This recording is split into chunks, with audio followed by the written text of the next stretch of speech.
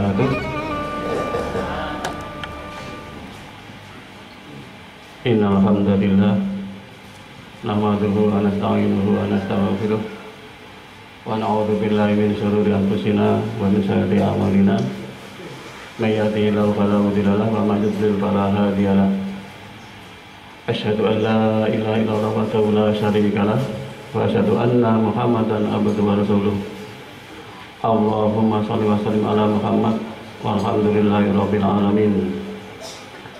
A'udzu billahi minasyaitonir rajim. Ya ayyuhalladzina amanu taqullaha wa tanzur nafsum ma qaddamat lighad wattaqullaha innallaha khabirun bima ta'malun. Sadaqallahul azim. Teman-teman pimpinan cabang Muhammadiyah Sumambito, pimpinan cabang Aisyah Sumambito yang saya hormati, kepada pengurus takmir Masjid Al-Amin serta seluruh para jamaah pengajian umum akad pagi yang insya Allah dimuliakan Allah. Syukur alhamdulillah atas nikmatul iman, nikmatul Islam, nikmat kesempatan dan nikmat kesehatan, sehingga kita semua pada pagi hari ini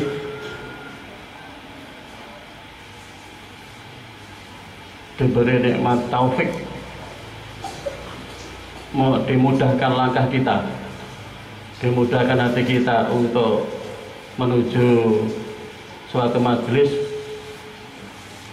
yaitu majelis yang paling mulia di antara majelis-majelis yang pernah kita hadiri, yang pernah ada di dunia, yang pernah ada di kegiatan apapun.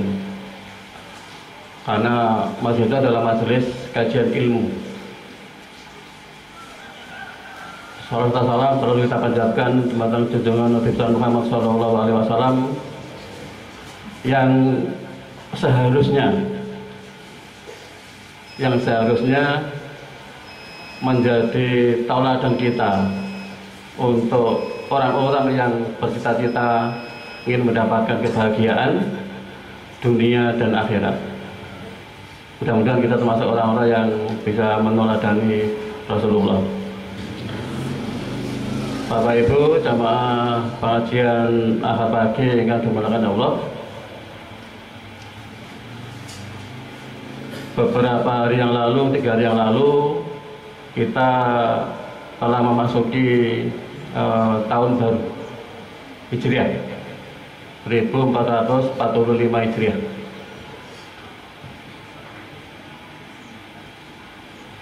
Tentu ini banyak hal yang bisa kita ambil hikmah,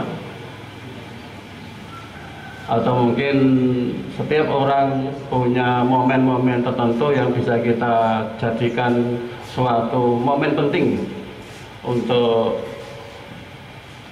mengarungi sisa hidup kita. Momen tahun baru, tetapi itu nanti yang kita bahas materi itu. Tetapi saya mau menyampaikan selamat kepada takmir Masjid Al-Amin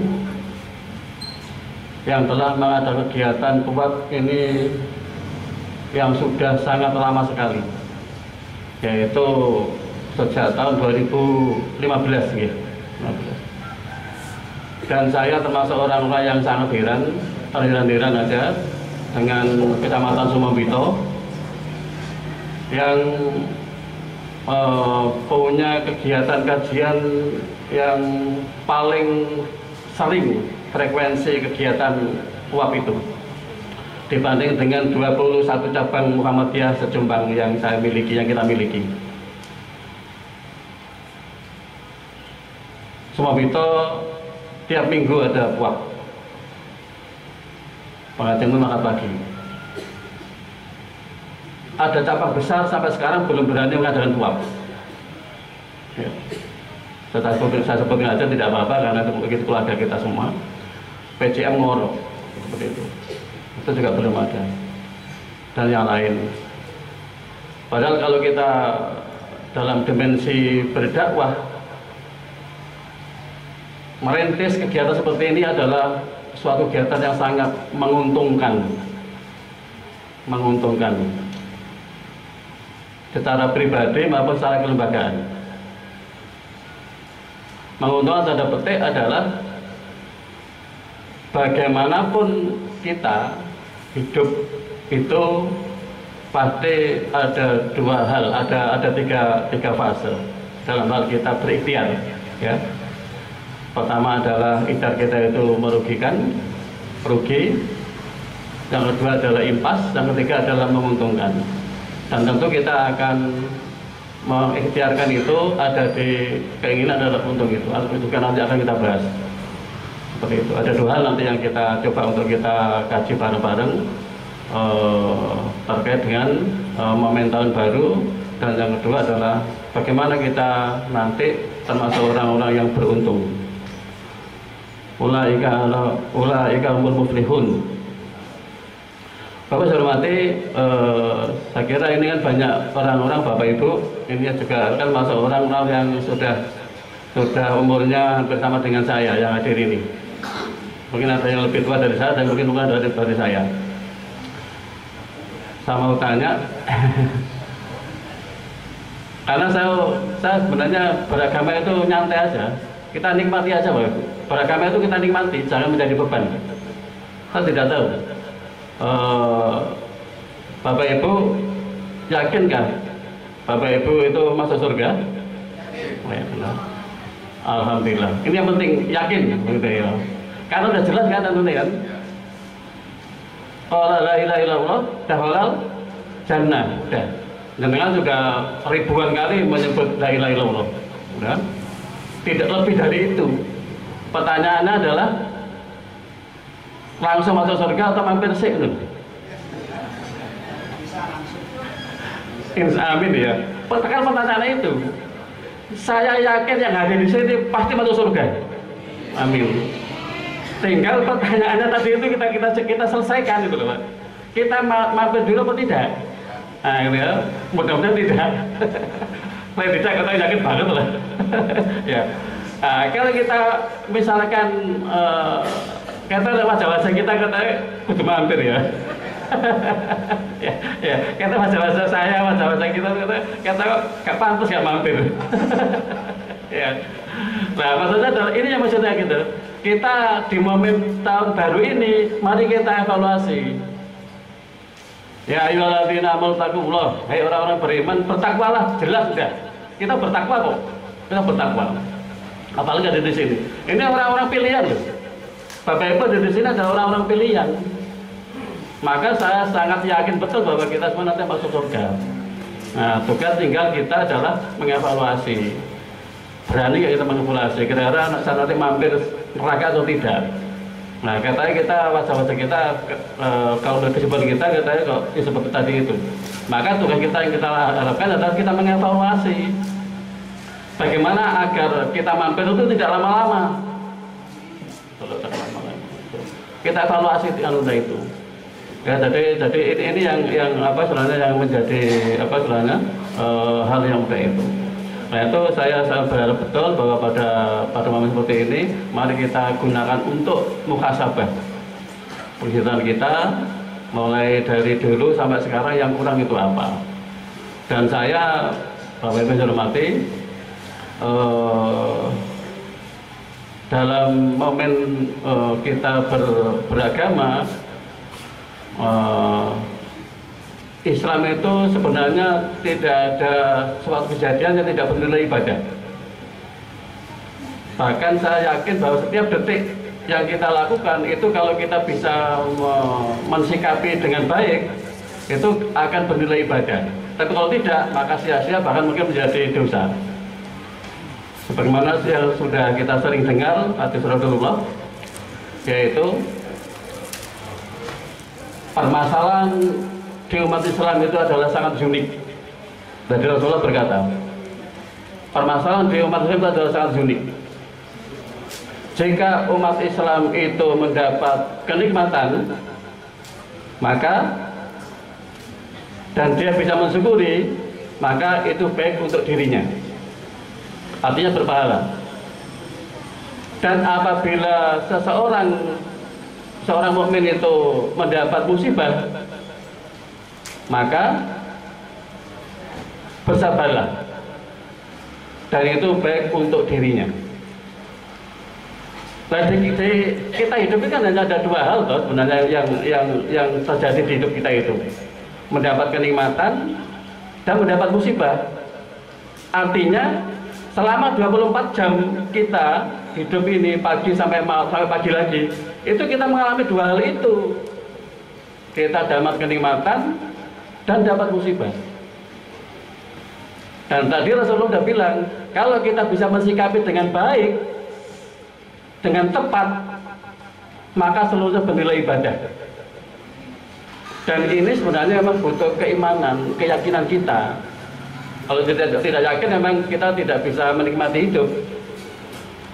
Kalau kita sudah yakin bahwa kita sudah keimanan itu, insya Allah hidup itu nyaman, hidup itu sewantai, hidup itu tidak ada yang berlebihan, terlalu sedih kemudian terlalu bahagia. Karena memang kita ada batas-batas ilmunya. Maka kemudian ngaji inilah menjadi penting. Jangan ada di setiap kajian itu menjadi penting. Kenapa? Kuncinya untuk bisa mengimani, meyakini hidup nyaman dengan suatu kejadian itu adalah ilmu. Ilmu itu. Ini yang perlu kita sikapi. Ya. Lihat kembali tadi itu. Hidup kita 24 jam mengalami hanya dua hal itu. Kalau kita kelompokkan kejadian, hanya dua hal itu. Kita mendapat kenikmatan dan kita mendapat musibah. Dan saya yakin, seyakin-yakinnya bahwa kenikmatan yang kita dapatkan kira-kira lebih banyak atau sedikit dari musibah yang kita terima, Bapak Ibu. Kenikmatan jangan dikira uang. Itu definisi yang penting, ya. Kenikmatan jangan dikira uang. Kenikmatan jangan dikira jabatan. Kenikmatan jangan dikira hanya pekerjaan. Kenikmatan jangan dikira hanya sawahnya itu panennya, teman-temannya. Tidak itu. Kenikmatan harus kita artikan bahwa jenengan hadir di sini adalah kenikmatan. Coba sama hitung. Kenikmatan apa yang bisa kita dapatkan dari rumah sampai ke sini, kok bisa dari situ, kenikmatan apa saja? Nggak bisa dihitung, ya kan? Jenengan dari rumah ke sini berarti kan sehat. Satu, udah. Ya. Kalau sehat berarti di dalam sehat itu kan banyak kenikmatan yang luar biasa. Berarti kaki kita bisa kita jalankan. Naik sepeda motor berarti kita bisa nyetak, bisa kekuatan. Jenenge tol ini otomatis ya mripate bisa melihat toh, Pak. Iya, maaf ya. Dan dari rumah mata, telinga, jantung, paru-paru itu karena sudah terbiasa kita nikmati sehingga terasa tidak menjadi nikmat.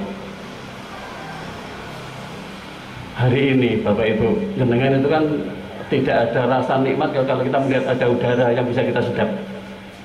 Karena jenengan sehat. Jenengan pernah sesak, Pak? Punya penyakit asma? Mudah-mudahan tidak. Tapi udara menjadi sangat nikmat bagi orang-orang yang punya penyakit asma.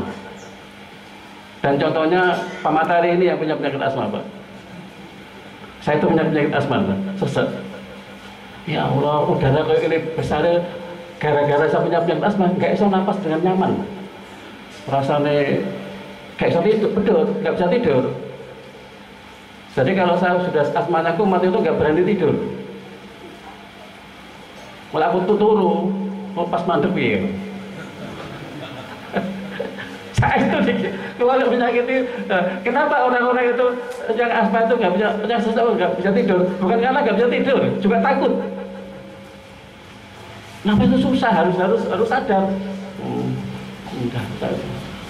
Nah, ini kan saya menikmati itu. Ya, jadi ini menjadi hal yang sangat penting untuk kita lakukan itu.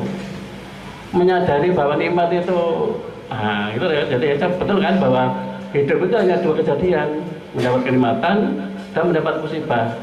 Maka bagi orang yang berilmu, definisi kenikmatan itu tidak hanya materi, tidak hanya uang, tidak hanya harta, tidak hanya sawah, tidak hanya mobil, tapi seluruh yang kita nikmati hari ini itu adalah kenikmatan. Nah, maka syukurilah itu agar menjadi sudah. Nanti cara mensyukuri saya kira sudah banyak kajian kan.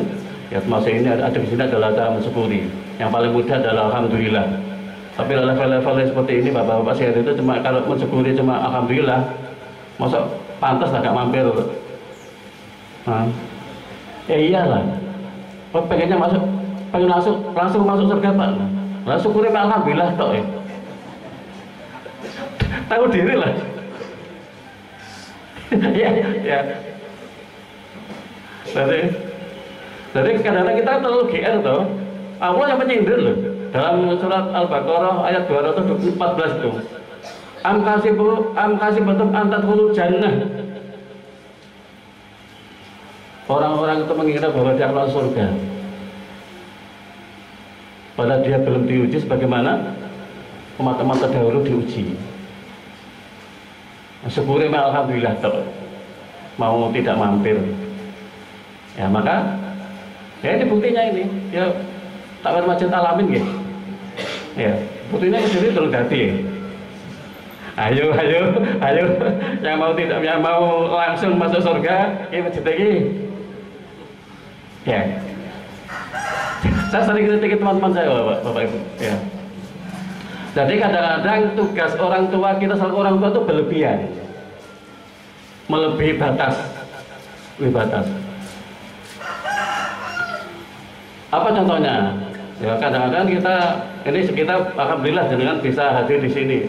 Itu salah satu bukti bahwa jenengan tidak disibukkan oleh momong cucu. Iya enggak? Iya.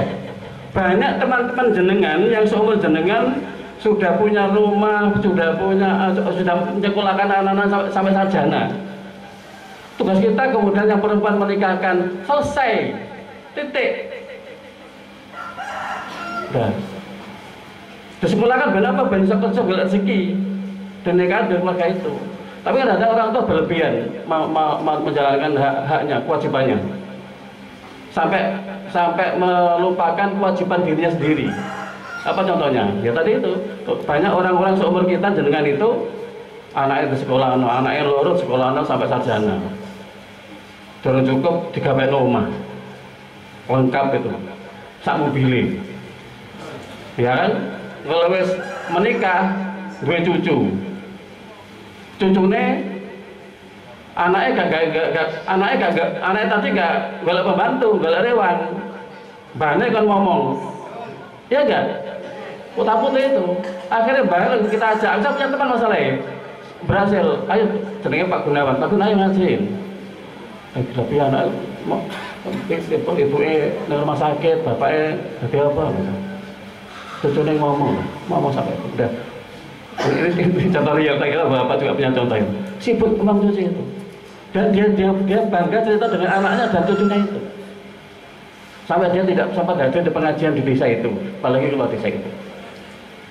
Dia lupa menyiapkan untuk dirinya sendiri. Ini Bapak. Banyak orang lupa dengan masa depannya, masa depan setelah kita meninggal. Dan dia yakin bahwa dia akan meninggal tuh yakin loh. Setelah suatu kejadian akhirnya dia masuk rumah sakit. Kenapa? Karena penyakit jantung. Udah betul kejadian. Nah, ini maksud saya Bapak. Jadi apa istilahnya banyak kita terlalu berlebihan itu menjadi itu. Nah itu yang kedua Bapak. Mari kita dalam hal untuk beragama itu kita mencoba untuk merubah frame mindset kita, memperluas pandangan kita. Karena kalau kita memperluas pandangan kita itu kita nyaman. Karena kalau tidak kita nanti sesek. Sebagai contoh, yang mata maksud adalah bahwa kita merubah frame mindset kita itu adalah framing. Kan kita banyak orang melihat menilai di hati kita walaupun nggak berbunyi. Kalau kita melihat orang yang pakai jubah, kemudian sarungan, kopian, kemudian sobat di masjid. Yang terimit di kita apa? Dia orang alim, orang baik. Nggak salah, nggak salah. Kemudian jenengan melihat orang yang berdasi, ya, orang kaya bermobil, kemudian dia ada di kantor atau mungkin di hotel, mungkin bekerja di hotel gitu ya, di hotel. Masa kita apa? Dalam hal beribadah tadi loh, paling kalah kalau sing tadi loh. Nah, ini yang dirubah Bapak. Secara umum kalau kita melihat orang yang kemudian di sawah bekerja, kemudian itu macam kita di sana kita melihat para ulama yang di masjid ini macam itu, kita berubah. Orang yang naik trek, nyopir trek tronton, kemudian kita lihat di jalan-jalan itu, kemudian ada azan kok jangan juga berhenti, bisa kita jalan negatif kan? Nah, tolong itu dibuat.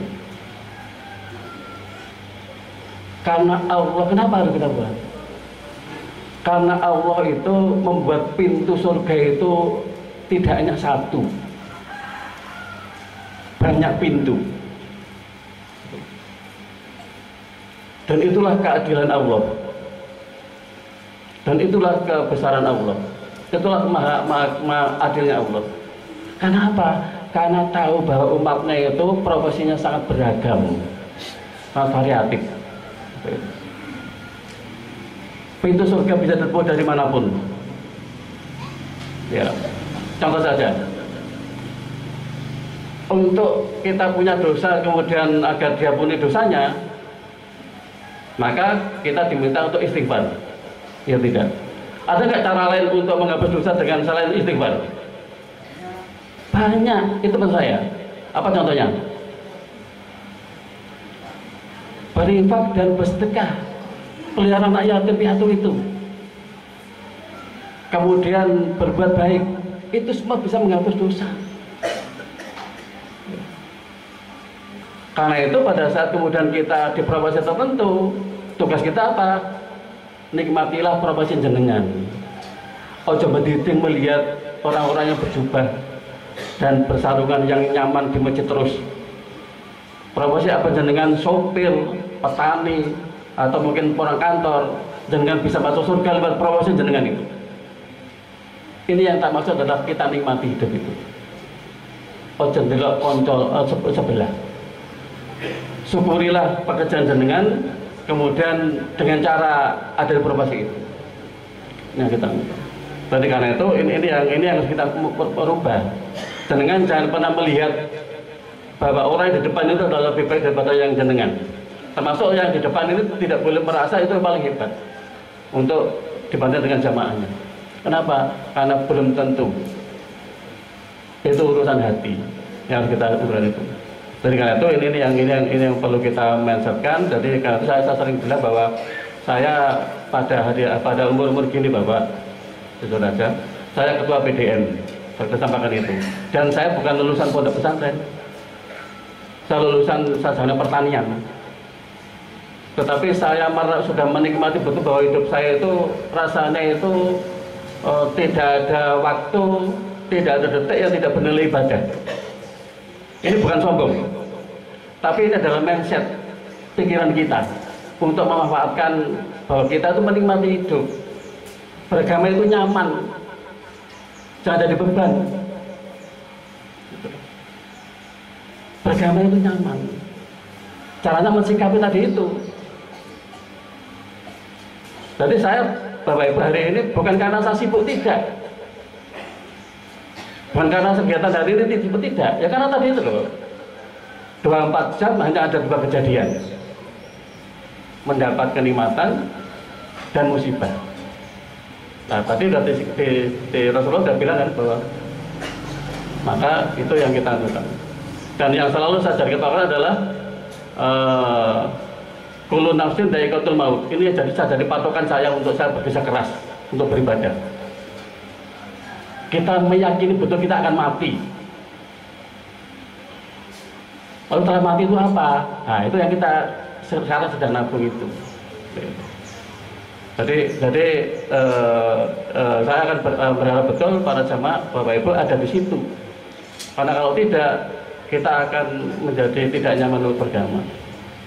Apalagi saya bilang ke Pak bahwa beragama itu pilihan sesuai dengan potensi kita yang kita miliki itu. La in syakartum la azidanakum.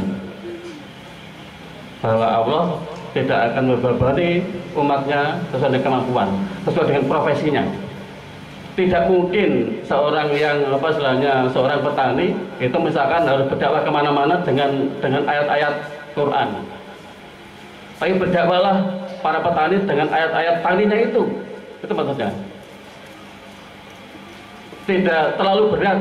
Allah akan menyiksa orang-orang yang bekerja di kantor atau guru yang pulang jam 5.03 sore harus berdakwah keliling seperti para kiai. Kenapa? Tapi berbuatlah, berdakwahlah di profesi itu untuk bisa masuk surga itu. Jadi itulah keadilan Allah. Nah, itu dalam momen yang sangat mulia ini, Bapak Ibu, saya ingin menyampaikan bahwa apa kuncinya agar seluruhnya itu bernilai ibadah dan ibadahnya bisa bernilai itu bisa betul-betul. Sama menyampaikan pendapat dari Imam Ghazali selaku ulama besar kita bahwa niat itu dikelompokkan menjadi 3 kelompok. Yang pertama adalah kalau seorang itu beribadah, khususnya adalah sholat, puasa, dan ibadah-ibadah waktu itu, maka orang-orang itu yang penting melepas kewajiban.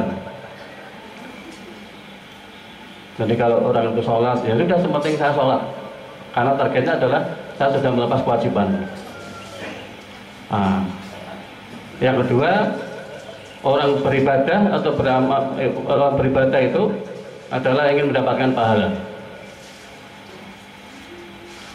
Yang ketiga, orang beribadah itu adalah mengabdi kepada Allah. Dan yang keempat adalah sebagai bentuk rasa syukur kepada Allah. Coba kita kasih, apakah ada perbedaan, Pak? Keempat niat itu sangat berbeda,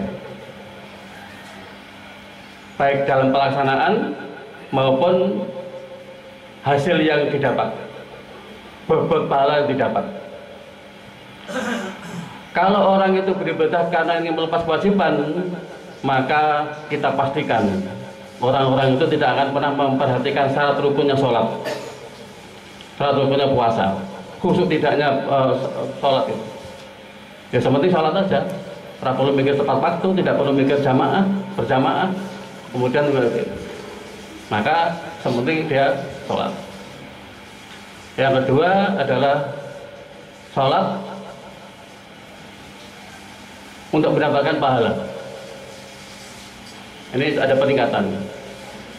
Jadi karena itu bukan dia berhitung, tak sholat yang masjid lah berjamaah ben oleh pahala 27 kebaikan dibanding yang sholat di rumah.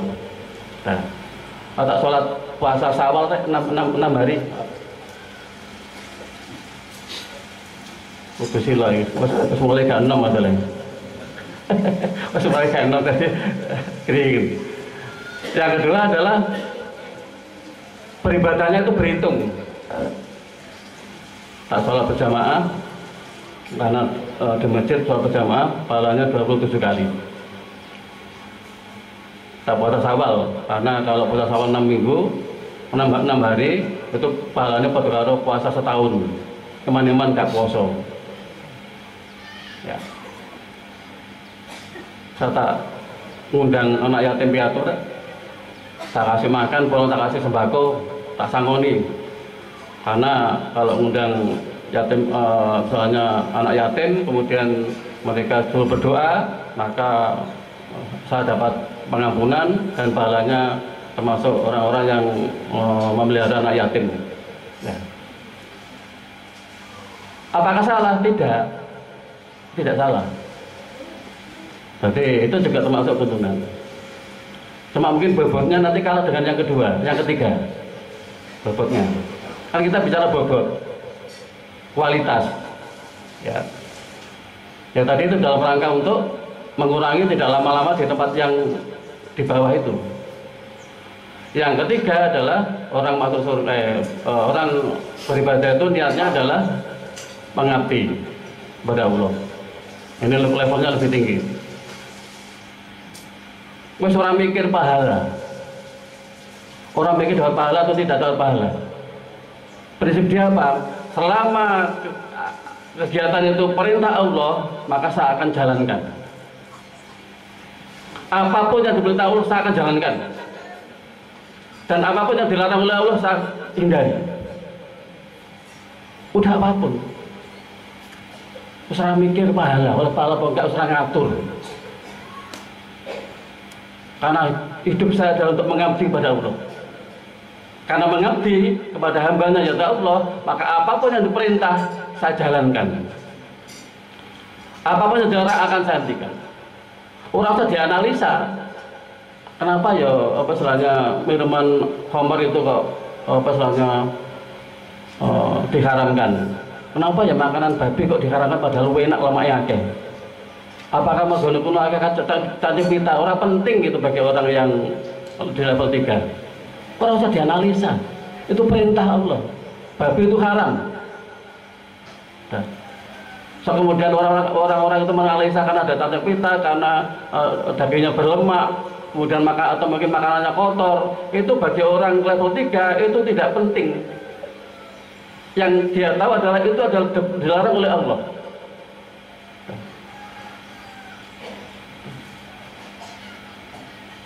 Kemudian sholat duha. Orang yang di level 2 tadi kan menganalisa sholat duha, dan segini akeh. Nah, bagi orang level 3 itu tidak, sudah di level di bawah, sudah kelewat, nah masa lewat itu. Kenapa? Udah itu perintah Allah. Sholat duha minimal 2 rakaat. Tidak usah dianalisa untuk apa, masalah untuk apa. Dianjurkan silaturahim antara umat Islam, antara orang yang beriman. Dan tidak perlu dianalisa bagi orang level 3 bahwa silaturahim itu akan mempermudah urusan, memperbanyak rezeki, memperpanjang umur. Nah, tidak, karena bagi Allah silaturahim adalah perintah bagi orang level 3 itu. Dan kalau kita jalankan itu otomatis. Karena orang level 3 itu sudah meyakini bahwa kalau kita semua perintah larang kita jalankan, maka akan datang yang namanya ridho, rahmat Allah. Lalu cita-cita apa yang melebihi kita dirahmati oleh Allah? Ridho itu. Ridho mendatangkan rahmat. Kita dicintai oleh Allah. Selesai. Udah itu selesai. Tadi kalau kita sudah mendapatkan titik poin, mendapat itu, mendapat rahmat Allah, itulah cita-cita yang tertinggi Bapak-bapak. Bahkan kalau sering bilang itu nggak usah doa. Saya termasuk orang-orang yang tidak pandai berdoa untuk ya Allah masukkan saya surga apa enggak. Doanya mendaki-daki, tapi kalau tonggolnya saya nggak mangan di Barno, ada tetangga yang anak fakir miskin tidak diramut, anak yatim tidak diramut, doa tidak mempan. Kenapa? Karena tidak dirahmati oleh Allah. Istighfar ribuan kali di masjid, tetapi karena dia tidak mendapat rahmat Allah, tidak akan diampuni.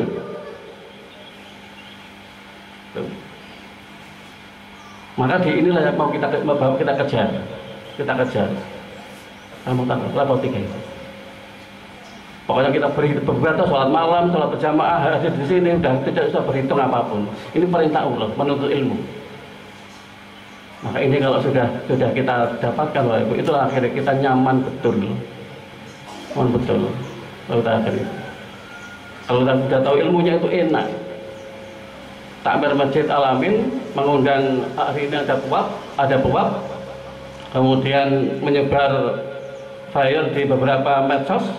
Seluruh sudah sebar, kemudian kemarin sudah sebar, tiba-tiba hari ini yang datang cuma 5 orang. Misalkan ya, sudah diumumkan ikhtiar banyak jurus semua masa kita tempuh, Kemudian setelah pada hari hanya yang datang jamaah cuma 5 orang. Ini kita diuji, apa kita ada di lapisan atau tidak.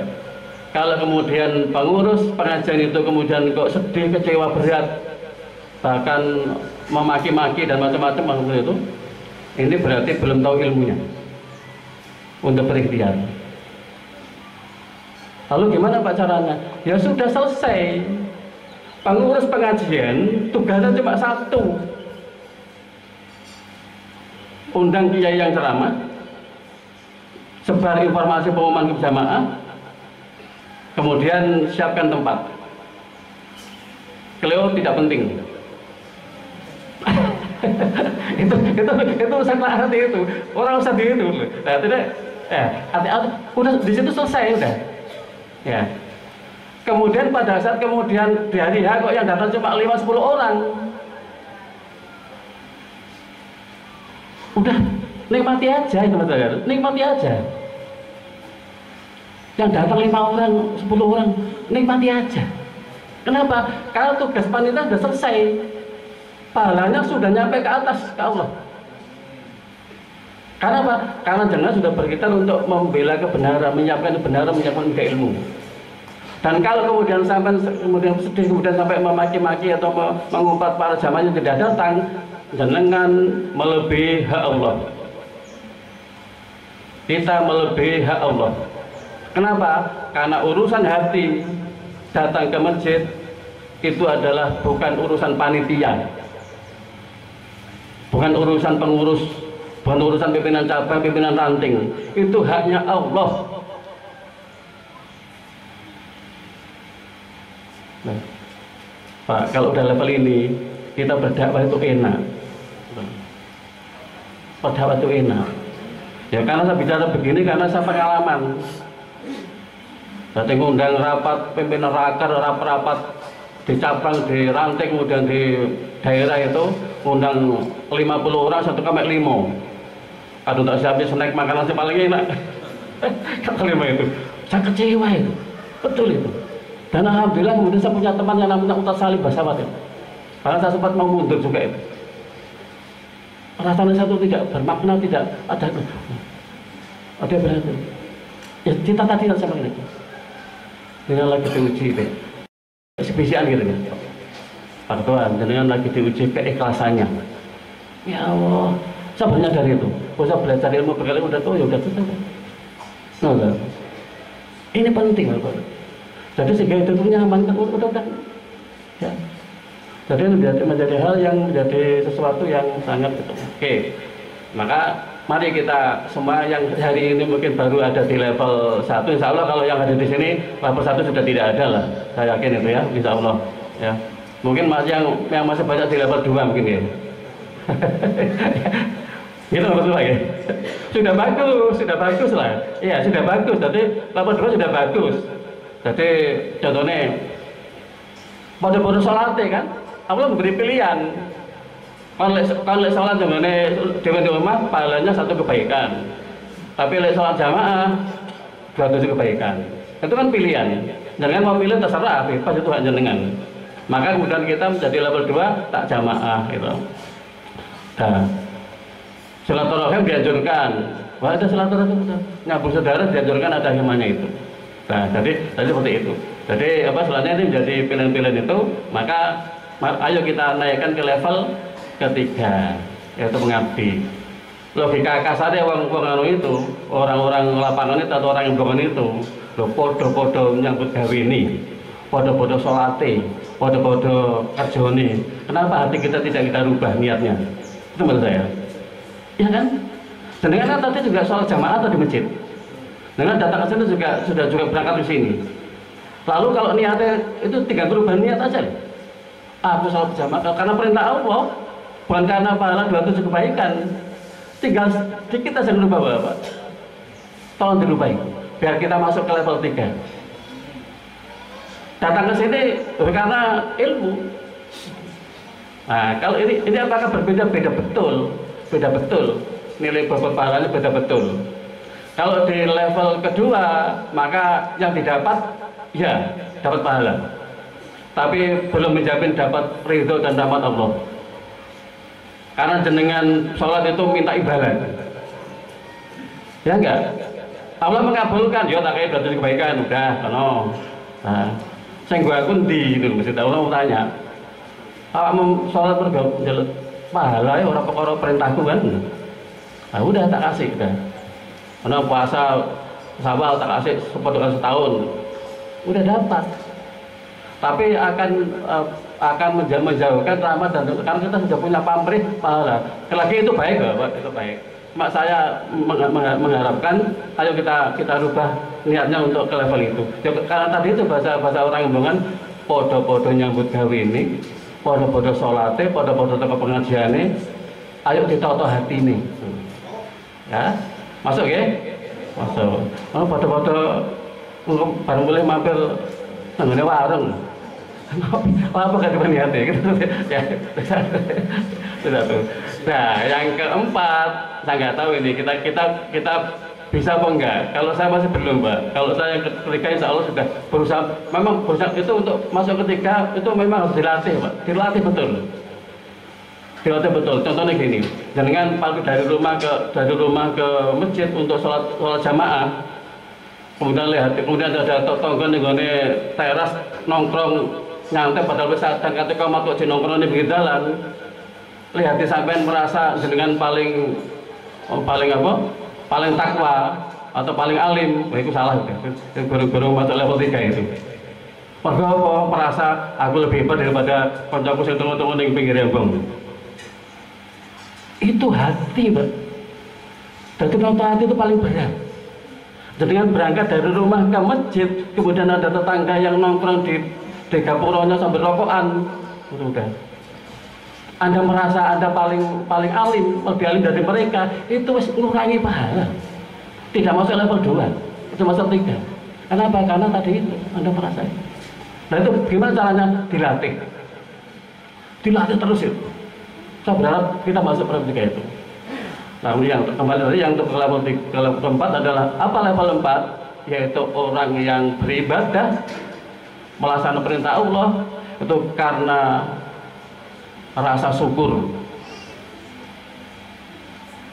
karena nikmatnya diterima sudah sangat banyak sehingga dia beribadah. Kalau sudah seperti itu, maka itu akan menjadi sudah di level yang paling tinggi itu. Dan itu bukti yang paling real adalah sudah tidak lagi surga itu, betul loh. Dan orang yang di level 3 itu bagi orang yang mengamalkan itu pertimbangannya bukan lagi surga dan rahmat Allah. Ada di atas apa itu? Saya itu terima kasih karena Allah sudah memberikan nikmat kepada saya yang luar biasa. Dan dia berkata sudah tidak cukup. Seandainya hidup saya itu untuk sujud kepada Allah, nikmat yang tak berikan itu yang tak terima itu tidak cukup, tidak imbang.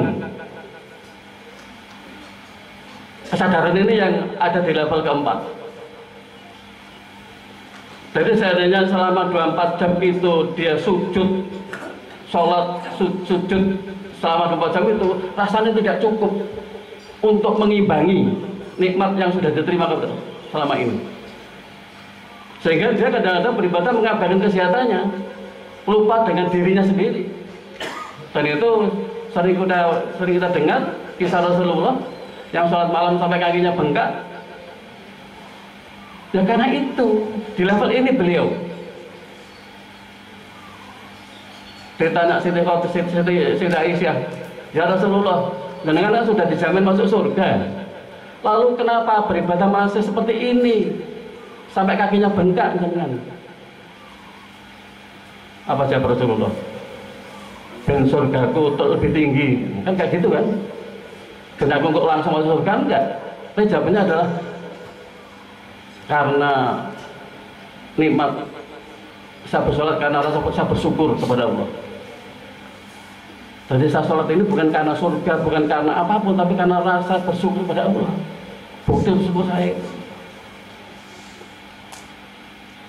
Sehingga waktunya untuk berdakwah, untuk berjuang, untuk sholat, kemudian untuk harta kekayaan, juga untuk kegiatan Islam. Apa kita ada di sini? Apa kita ada di level ini? Kadang-kadang PWD loh. Dan nanti kita masuk di sindiran Allah yang Al-Baqarah 211 itu. Am hasibatum an tadkhulul jannah, misalnya gitu. Dikira masuk surga tadi. Ya, jadi kalau saya belum gitu ya. Saya belum. Kenapa buktinya? Saya hari ini belum nyumbang ke masjid ini. Walaupun saya punya kolam lele sebanyak 12 kolam. Saya punya sawah berapa lokasi. Saya punya mobil, disebut Mas Hakim untungnya ya. Saya punya mobil di 2 rumah itu. Saya punya sepeda motor. Saya punya anak-anak saya sehat, sudah sarjana. Saat ini sudah siap. Tapi hari ini saya masih belum nyumbang seser pun di musola ini. Lalu apakah saya layak saat ada level 4? Nah. Ini maksudnya Pak. Saya akan koreksi diri saya sendiri dengan koreksi diri itu. Jadi pada saat kita menempatkan pada posisi ke 1, 2, 3 atau 4, maka kita harus objektif menilai itu. Kenapa objektif? Biar kita ada ikhtiar untuk melaju ke level yang lebih tinggi. Kita jangan subjektif, kita nggak boleh subjektif karena untuk diri sendiri. Saya itu masih di level, saya masih di level 2. Harus latihan itu, nggak masuk ke level 3. Jadi untuk masuk ke level 4 ini berat, itu adalah levelnya para nabi dan rasul, para ulama-ulama besar yang ada di situ. Tapi apakah kemudian kita yang bukan ulama, bukan ya itu tidak bisa? Bisa. Karena ini tidak ada status untuk masuk di level 3 itu tidak ada status yang membatasi. Tidak harus nabi, tidak harus rasulullah, tidak harus kiai besar, tidak. Itu adalah bahkan mereka yang ada di kolam jembatan, dia mungkin bisa di level 3 itu, level 4 itu. Ini yang tak maksud, kita jangan melihat profesi seseorang. Iman itu ada di hati, ada urusan dengan Allah. Bisa jadi orang-orang yang profesi abang beca itu ada di level 4.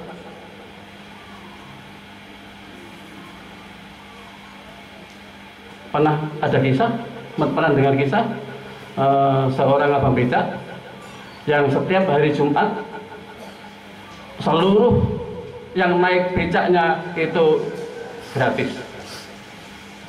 Saya bicara ini merinding, Pak. Saya belum ada di level itu. Pak Malik, Ketua PDM Jombang, belum ada di level abang becak itu.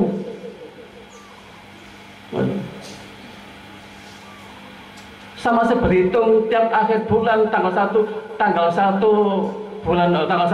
awal bulan, saya masih berpikir kok gajiku belum masuk ya. Kok rekeningnya belum kering. Ya. Dan seluruh kerjaan saya adalah masih untuk mendapatkan uang. Lalu abang becak itu loh Pak, yang dia mungkin 6 hari lainnya itu mungkin belum dapat pendapatan. Mungkin anaknya juga tidak sekolah sampai tinggi, mungkin makannya juga tidak rutin, tapi dia berani mengorbankan waktu, tenaga, dan hartanya, pendapatannya untuk agama, untuk diinfakkan. Dan saya berani mengatakan, saya Pak Malik belum ada di level itu. Saya objektif. Saya ingin ngajak bapak-bapak untuk objektif diri sendiri. Di rumah itu ada apa? Harta kita ada berapa, sawah kita ada berapa, mobil sepeda motor ada berapa. Saya hari ini belum rutin, kalau korban rutin, tapi untuk selevel dengan kekayaan saya masih belum imbang. Bapak-bapak mungkin hari kemarin ada yang belum berkorban, ada yang belum berkorban. Padahal di rumah ada sepeda motor, padahal di rumah ada sawah, padahal jenengan sehat walafiat. Tapi kenapa di masjid itu jamaahnya penuh tapi yang korbannya cuma ada kambing 3 ekor? Siapa yang salah? Bukan takmirnya. Yang salah diri kita sendiri. Karena kita belum ada di level 5 tadi itu. Dan kita tadi mau nanteng seakan pada surga apa langsung. Gak mau mampir. Ya kono gak mampir, tapi dihampir no. Ya, tapi diambil loh. Ya. Jadi ini yang saya terbiasa di kampus loh, Pak. Jadi bicara objektif itu penting. Apalagi ini kan diri sendiri toh, seperti itu. Mari kita lakukan itu. Jadi yang tahu dengan sendiri dari kita masing-masing. Korban kemarin kan jelas toh masalahnya, pertanyaan bahwa kita korban itu bukan karena dagingnya, tapi jenengan itu lagi diuji cinta sopo. Kenikmatan yang tak berikan di rumahmu itu loh, kira-kira tak jaluk 1 ekor kambing ya, atau 1 ekor sapi, muncul nggak itu? Kalau tidak muncul, padahal kita punya sawah, kita punya sepeda motor, kita punya mobil, wedhus cilik sing kuruwe gak metu kok. Seandainya kurban kambing itu ditanya uangnya berapa nilainya, 2 juta, 3 juta, 4 juta. Larang teman 4 juta, ya Allah, mobilnya udah papat di rumah. Ya. Kalau kemudian ini bisa kita sertifikasi diri. Jadi kalau ada kemudian yang paling dekat saja ya, baru ayo korban itu ya. Seandainya jenengan hari ini sudah berkorban, alhamdulillah. Ya, alhamdulillah. Tapi pada saat berkorban kita evaluasi. Pada saat jenengan kemarin berkorban itu, apa betul-betul jenengan beli kambing atau sapi yang seimbang dengan potensi kekayaan jenengan atau potensi nikmat jenengan? Ya. Kalau potensi jenengan itu sebenarnya bisa membeli sapi harga 30 juta, tapi kok jenengan korban sapi seharga 16 juta, maka itu belum masuk level yang keempat. Itu maksud saya. Ojo ndelok ekore tok. Ojo ndelok ekore tok. Tapi nilai bobotnya sapi itu bisa didelok. Berapa harganya? Seperti seekor Pak. Seekor dibeleh, wedhus itu seekor dibeleh itu cuma jadi 15 bungkus loh. Nah.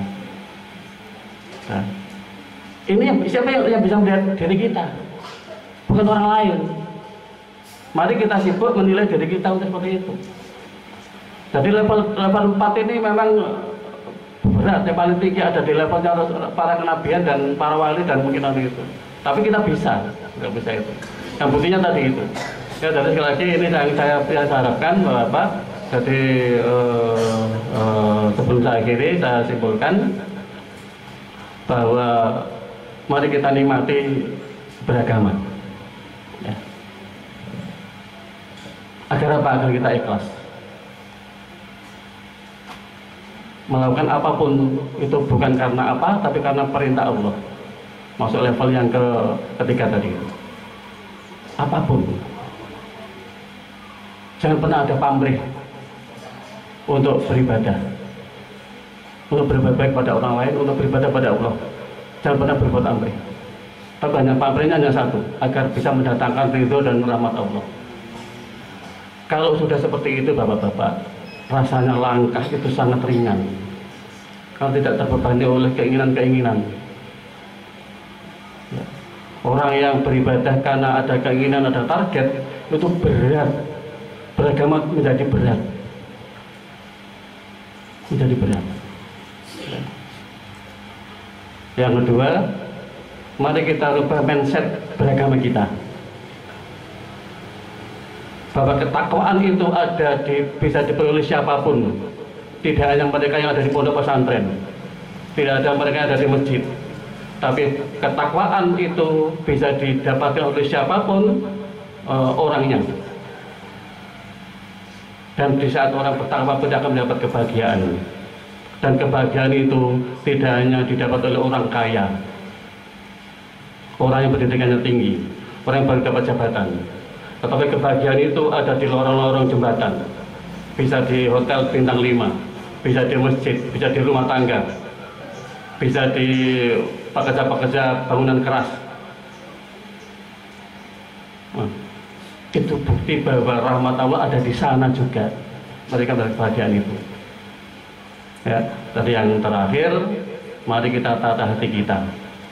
Hati itu menjadi kata kunci dari ikhtiar kita diterima atau tidak. Kita tidak lagi bicara ikhlas. Saya yakin Bapak yang hadir di PUAP ini sudah selesai kalau bicara definisi ikhlas. Tetapi yang saya harapkan, hati kita, mari kita rubah mindset dalam mengamalkan ibadah itu. Iman-iman Bapak, iman-iman. Podo-podo solate. Kenapa kita masuk di level 1, kenapa di 2, kenapa tidak di 3, kenapa tidak yang keempat? Di rumah kita masih ada kekayaan. Buktinya insya Allah kita masih bisa makan seminggu sebulan yang akan datang. Itu bukti kita kaya. Tapi kita tidak jamin bahwa besok masih hidup. Maka gunakan kesempatan itu. Mumpung belum getun, mumpung kita belum meninggal. Karena orang yang meninggal itu mereka ada yang merasa getun. Rabbi laula akhartani, terbukti. Allah yang menceritakan. Ya Allah, tundalah kematian saya, walaupun hanya sedetik. Agar apa? Agar bisa bersedekah, agar bisa berinfak. Bapak, saya yakin di sekitar musola, di sekitar rumah jenengan banyak tempat-tempat yang bisa jenengan titipkan infak itu. Di masjid ini masih belum selesai, di musola jenengan juga belum selesai. Atau mungkin kita merintis musola atau masjid baru atau lembaga pendidikan. Titipkan kekayaan kita, nikmat kita ada di sana. Nikmat kita ada di sana. Mumpung kita masih hidup, ada kesempatan itu. Lagi 4 kesimpulan itu yang saya bisa sampaikan. Mudah-mudahan bisa menjadi pencerahan bagi kita semua, dan tentu juga bisa menjadi evaluasi diri kita masing-masing agar bisa hidup lebih baik, agar hari esok, tahun esok itu lebih baik dibanding dengan hari-hari yang kemarin. Ini harus kita menjadi orang yang beruntung, ya. Jadi selanjutnya sehingga kita bisa menikmati hidup dan beragama itu menjadi nyaman, dan apapun yang kita lakukan itu menjadi nikmat. Di saat orang sudah beribadah merasa nikmat, maka itu sebenarnya tanda-tanda rahmat Allah. Kalau orang beribadah itu merasa terbebani, ada target, itu masih jauh dari rahmat Allah. Saya kira itu, kurang lebihnya mohon maaf. Wassalamualaikum warahmatullahi wabarakatuh.